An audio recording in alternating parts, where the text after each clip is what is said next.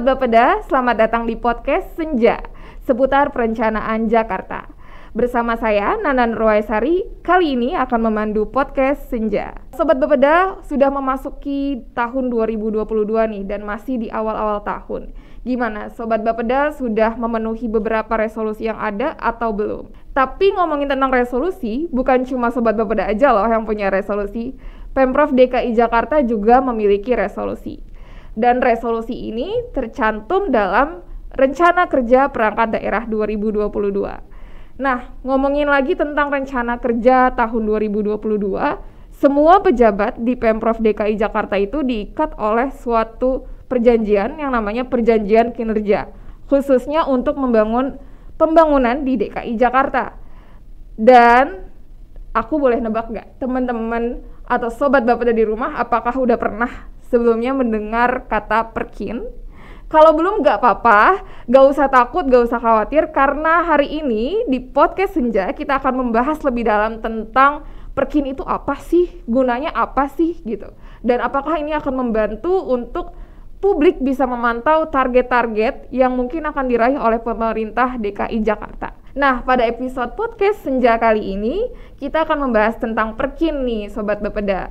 Bersama narasumber yang sudah ada di depan saya, Ibu Dria Triastuti. Halo Ibu, apa kabar? Alhamdulillah sehat. Alhamdulillah Ibu. Nah, Sobat Bapeda, Ibu Dria ini menjabat selaku fungsional perencana ahli muda sebagai subkoordinator urusan pengendalian dan evaluasi perencanaan pembangunan tahunan di Bapeda DKI Jakarta. Ibu, kita akan bahas banyak hal nih Bu, kayaknya tentang Perkin. Karena mungkin Sobat Bapeda di luar sana pengen tahu dan mungkin baru mendengar apa sih kata Perkin itu gitu Bu. Nah, kita bisa lanjut ke pertanyaan pertama Ibu ya. Oke. Kira-kira Bu, kalau misalkan kita berbicara tentang Perkin ya, Perkin tuh apa sih Bu artinya? Ya, Perkin atau perjanjian kinerja itu sebenarnya seperti sebuah perjanjian ya antara atasan dan bawahan mengenai kinerja yang harus dicapai di tahun bersangkutan gitu. Okay. Jadi kalau bahasa resminya dia adalah dokumen yang berisikan penugasan dari pimpinan instansi yang lebih tinggi kepada pimpinan instansi yang lebih rendah untuk melaksanakan program kegiatan yang disertai dengan indikator kinerjanya. Baik, berarti contohnya dari eselon 3 mungkin ke eselon 4 gitu ya Bu? Ya, jadi kalau misalnya dari eselon atau dari gubernur ke eselon 1 dan eselon 2, lalu dari eselon 2 ke eselon 3 dengan eselon 4. Oke. Baik, itu berarti secara singkat dari Perkin itu sendiri ya Bu. Terus kalau misalkan Sobat Bapeda nih yang ingin tahu Perkin itu terus tujuannya apa sih Bu kira-kira?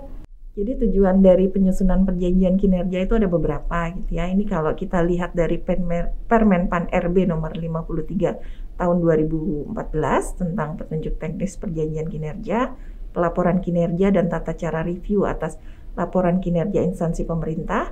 Tujuan Perkin itu antara lain nih sebagai wujud nyata komitmen antara penerima dan pemberi amanah untuk meningkatkan integritas, akuntabilitas, transparansi dan kinerja aparatur gitu. Jadi ya seperti sebuah perjanjian ya, berarti kan itu menunjukkan komitmen gitu. Nah, kedua ini juga bisa menjadi tolok ukur kinerja untuk dasar evaluasi kinerja aparatur. Nanti dari evaluasi ini bisa digunakan macam-macam gitu ya, bisa untuk reward misalnya untuk promosi atau juga untuk hal sebaliknya, dan juga termasuk kalau untuk di kita di Pemprov DKI kinerja ini sudah dikaitkan dengan tunjangan penghasilan tiap bulannya gitu ya. Terus yang ketiga, ini untuk dasar penilaian keberhasilan atau kegagalan pencapaian tujuan dan sasaran organisasi dan sebagai dasar pemberian penghargaan dan sanksi juga gitu. Jadi tadi seperti saya sebutkan, sebuah organisasi ini kan dijalankan oleh sumber daya manusianya kan. Jadi artinya dengan kita memantau perjanjian kinerja, maka sebenarnya otomatis kita juga memantau dari jalannya kinerja sebuah organisasi. Nah, yang keempat sebagai dasar bagi pemberi amanah untuk melakukan monitoring, evaluasi, dan supervisi atas perkembangan atau kemajuan kinerja penerima amanah. Jadi di sini mestinya memang ada dialog kinerja antara atasan dan bawahan, sehingga kita bisa tahu hal-hal apa yang masih perlu ditingkatkan dan sebagainya. Nah, yang kelima, ini akan menjadi dasar dalam penetapan sasaran kinerja pegawai. Jadi kalau sasaran kinerja pegawai ini semua pegawai wajib memiliki sasaran kinerja pegawai. Tadi kalau perjanjian kinerja di Pemprov DKI kan baru untuk pejabat saja gitu ya. Dan sebenarnya juga nanti untuk pejabat fungsional juga ada perjanjian kinerjanya. Tapi ini masih bertahap ya, tadi di Pergub 121 tahun 2020 kita masih berupaya menerapkan ini secara bertahap. Baik, kalau kita udah tahu nih tentang pengertian dari Perkin, terus tujuan dari Perkin itu apa, kira-kira dasar hukum untuk implementasi atau pelaksanaan Perkin ini bagaimana, Bu? Dasar hukum dari pelaksanaan atau implementasi perjanjian kinerja itu ada beberapa. Kalau di pemerintah pusat, dari pemerintah pusat kita mengacu ke Peraturan Presiden nomor 29 tahun 2014 tentang sistem akuntabilitas kinerja instansi pemerintah, atau kita kenal dengan SAKIP ya singkatannya. Terus ada Peraturan Menteri Pendayagunaan Aparatur Negara dan Reformasi Birokrasi nomor 53 tahun 2014 tentang petunjuk teknis perjanjian kinerja, pelaporan kinerja, dan tata cara review atas laporan kinerja instansi pemerintah.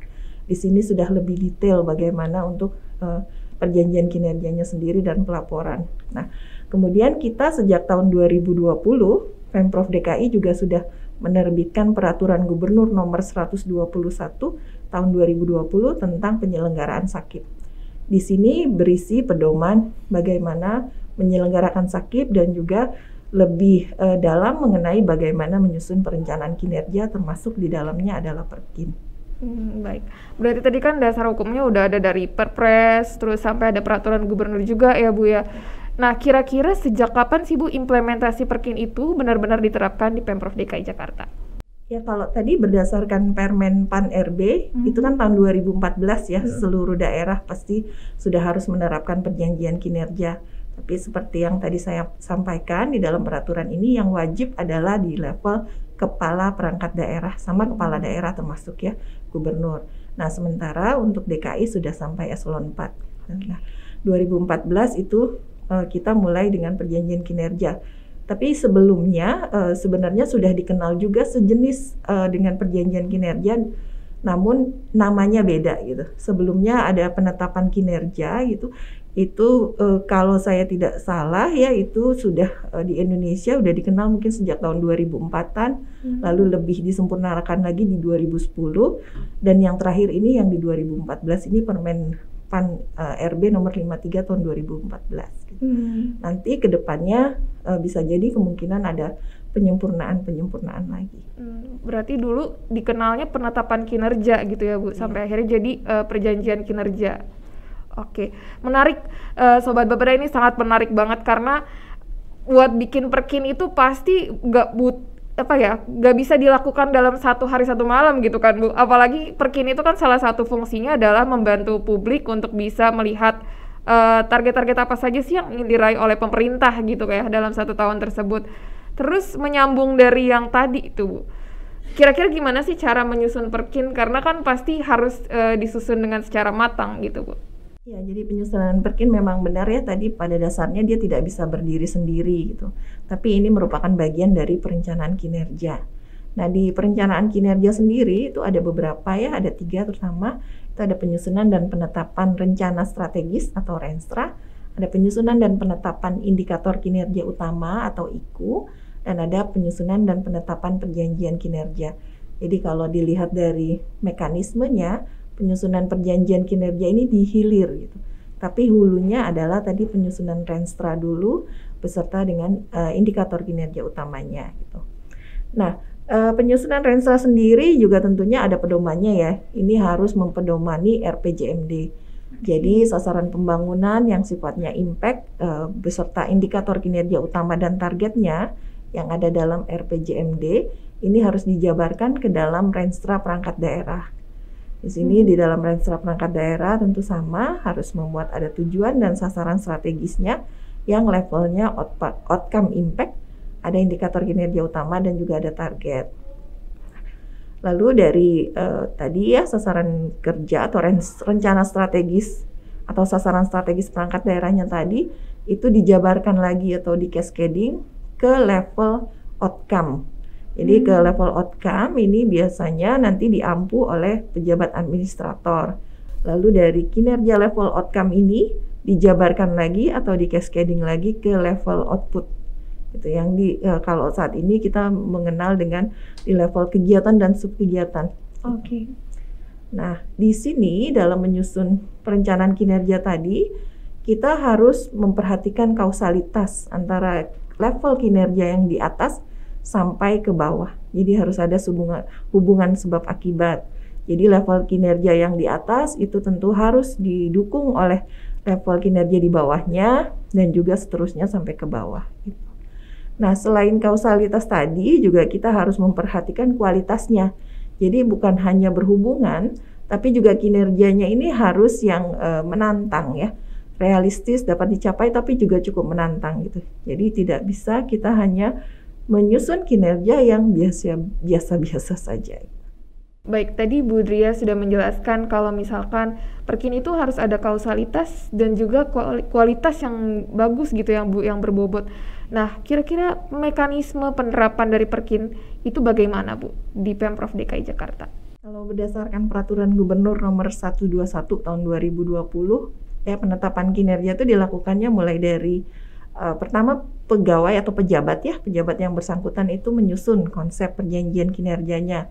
Tapi tadi ya penyusunannya itu tentu sudah memperhatikan Renstra dan seterusnya tadi ya cascading kinerja yang sudah ada di sini. Lalu setelah itu konsep perjanjian kinerja ini juga wajib memperhatikan rekomendasi hasil review yang dilakukan oleh koordinator kinerja organisasi dan manajer kinerja organisasi.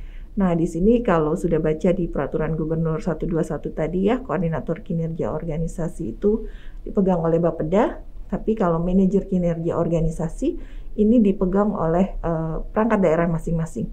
Jadi biasanya di bagian program anggaran gitu.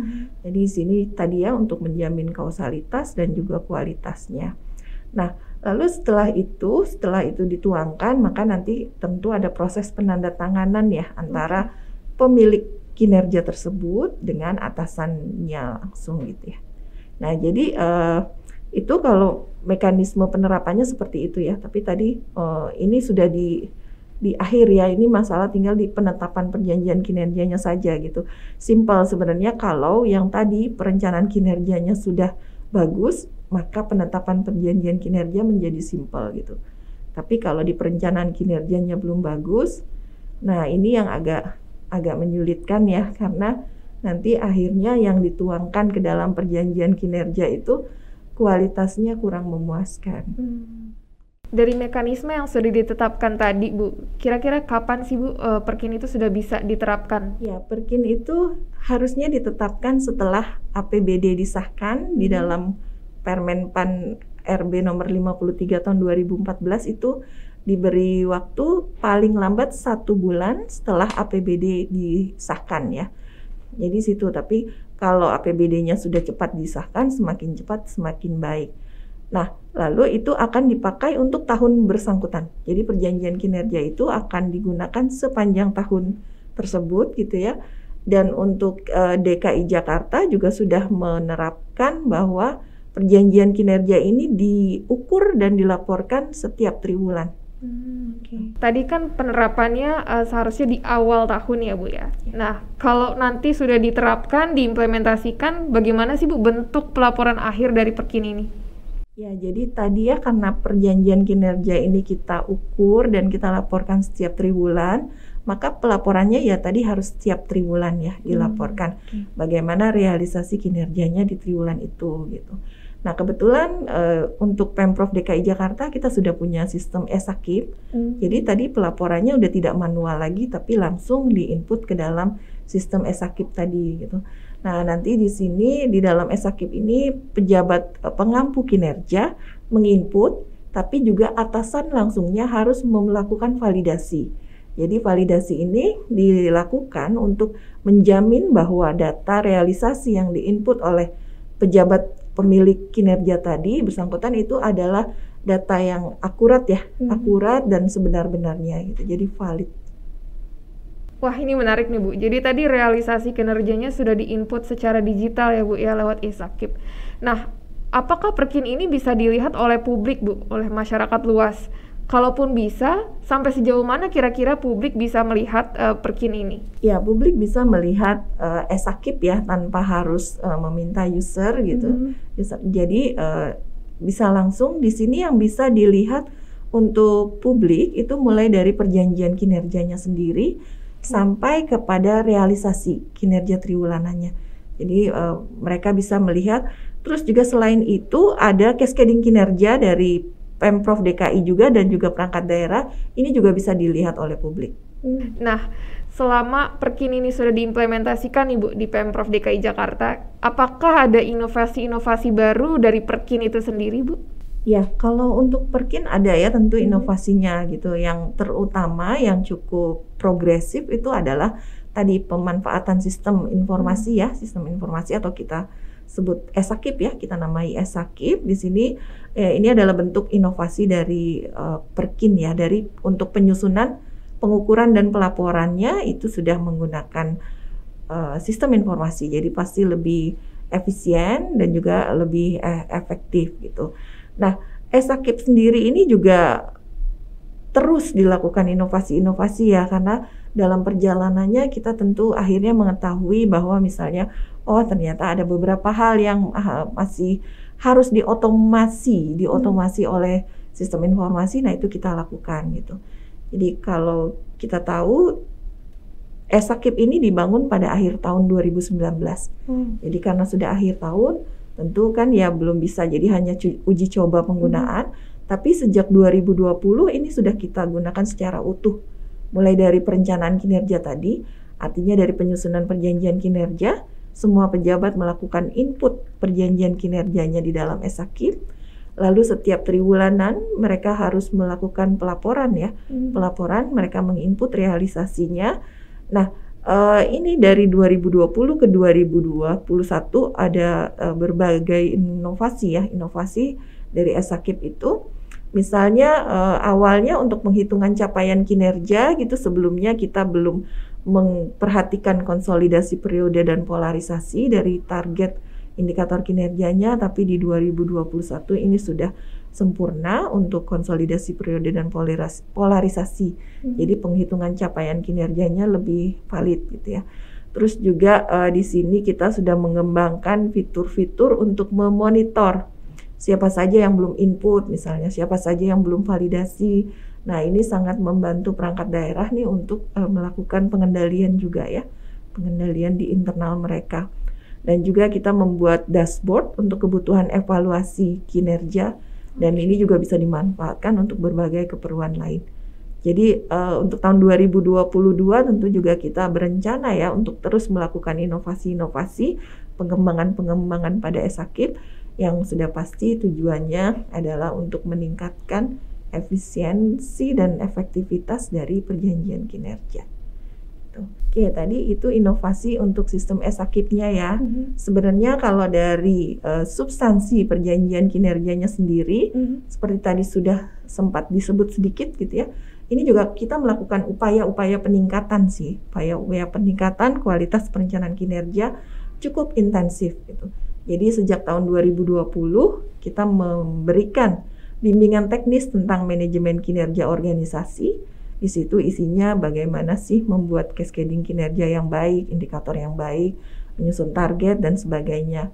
Lalu kita juga memberikan pendampingan, coaching gitu ya kepada perangkat daerah. Dan juga ini termasuk ke Bapedanya ya. Jadi memang selain kepada perangkat daerah, tentu untuk Bapedanya sendiri harusnya lebih kuat daripada perangkat daerah gitu.